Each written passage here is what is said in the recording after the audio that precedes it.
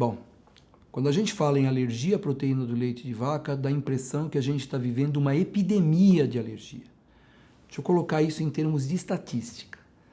3 a 8% das crianças apresentam alergia alimentar. Dessas, no Brasil, 85% apresentam alergia à proteína do leite de vaca. Porque essa é uma característica nossa. Nos Estados Unidos, por exemplo, o principal fator de alergia é amendoim. Eles usam pasta de amendoim. A gente usa aqui muito leite. Então, não é que 85% de todas as crianças têm alergia à proteína. É 85% de, no máximo, 8%. Então, vamos colocar que isso aí está em torno de 5%, 6%. Mas, do jeito que a gente vê diagnóstico, a impressão é que isso está aumentando muito. Eu tenho uma sensação mesmo de que isso está aumentando. E existem algumas causas para isso. Primeira causa que a gente tem para isso é o aumento abusivo, exagerado de utilização de fórmulas na maternidade. Hipoglicemia, pouco leite, criança que está com perda de peso muito grande. Nenhum desses três, primeiro o diagnóstico precisa ser confirmado, mas nenhum deles é razão suficiente para a gente não aumentar a oferta do leite materno, não trazer esse bebê para um alojamento conjunto e resolver essa situação sem a introdução da fórmula. Olha só o que acontece. O intestino do bebê, ele normalmente adquire a impermeabilidade às proteínas a partir do 4º dia de vida. Quando ele nasce e você dá essa proteína para ele, lembra, você já deve ter tomado leite, esqueceu esse leite fora, ou ele coalha e você vê aqueles coágulos são de caseína. Imagina digerir aquilo. O que acontece? O bebê toma essa caseína impregna e é absorvida pelo intestino, estimula, é leite de vaca, gente. Isso não é leite humano. Então, sendo leite de vaca, pode estimular respostas contra o leite, e isso é a alergia à proteína do leite de vaca na sua fase inicial. Hoje a gente observa que a maior parte das maternidades não protege o bebê desta fórmula infantil.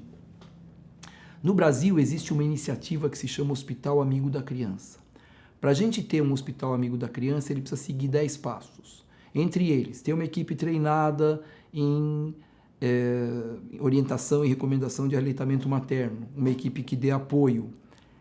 Não pode ter fórmula, não pode ter chupeta, não pode ter mamadeira lá, entre esses 10 itens. No Brasil, nós temos aproximadamente 5.000 casas para nascer, entre maternidades e clínicas, enfim. Dessas, 323 são hospitais amigos da criança. Clínicas e hospitais particulares, em São Paulo, nenhuma. Então, o que a gente vê são maternidades que não estão preparadas para estimular o aleitamento materno. Como que você pode fazer isso para ajudar? Alojamento conjunto é uma opção interessantíssima. Nós já temos maternidades em São Paulo que extinguiram seus berçários normais. Eles só têm berçários patológicos. Então, a criança que nasceu bem, vai ficar com a mãe no quarto. E aí você tem uma chance muito maior de evitar a hipoglicemia, evitar a introdução de fórmula por questão de fome, ou de choro, ou de peso. Passando depois, essa criança pode ter uma dificuldade de pega, uma dificuldade de aceitação, ela perde peso, o pediatra não avalia a mamada na primeira consulta. Perdeu peso, pronto, é fome, mais fórmula logo cedo. Então, o que a gente espera? Que o pediatra avalie a mãe amamentando na primeira consulta. Porque aí eu vou conseguir dizer o seguinte, olha, sabe o que está acontecendo? É uma pegazinha inadequada. A gente vai falar muito sobre isso na parte de aleitamento materno, da importância da pega.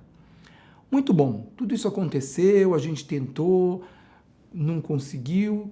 Mais tarde, de repente, por volta do 1º, 2º mês, essa criança pode apresentar um pequeno sangramento intestinal. E a primeira hipótese diagnóstica nesses casos é alergia à proteína do leite de vaca. Se uma criança apresenta alergia à proteína do leite de vaca, está em aleitamento materno, da onde que ela está recebendo esse leite?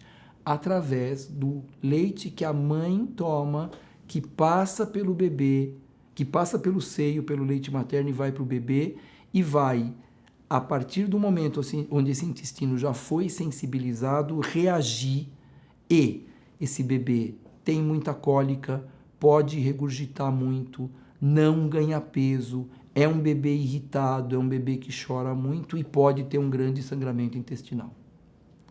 Primeira conduta que a gente toma, suspende o leite materno. Nunca, de jeito nenhum, por nada nesse mundo, o tratamento de alergia à proteína do leite de vaca é o leite materno. Só que aí a gente tira leite e derivados da alimentação da mãe. Isso feito, em um mês essa criança está praticamente recuperada. Por um mês ainda pode ter sangramento, por um mês ainda pode ter cólica, mas o ganho de peso, a recuperação de peso acontecem muito rapidamente. Então, alergia à proteína do leite de vaca não é um modismo, não é um diagnóstico que a gente ouve de comadre, que o vê na internet, que vê no Google. Tem muitos grupos muito bons de apoio na internet à alergia à proteína do leite de vaca. Grupos de nutricionistas, grupos de mães que têm crianças com esse quadro. O mais importante é checar as informações para que essas informações tenham fundamentação científica. Muito excesso de diagnóstico num quadro que não é tão comum. Se nós estamos falando em 5, 6%, significa que 94% das crianças não têm alergia à proteína do leite de vaca. E eu não consigo passar um dia aqui no consultório sem ter pelo menos 3 ou 4 crianças que apresentam suspeita do quadro. Então, muito cuidado. Uma vez feito o diagnóstico, você inicia a retirada do leite e de derivados da alimentação materna e vai acompanhando.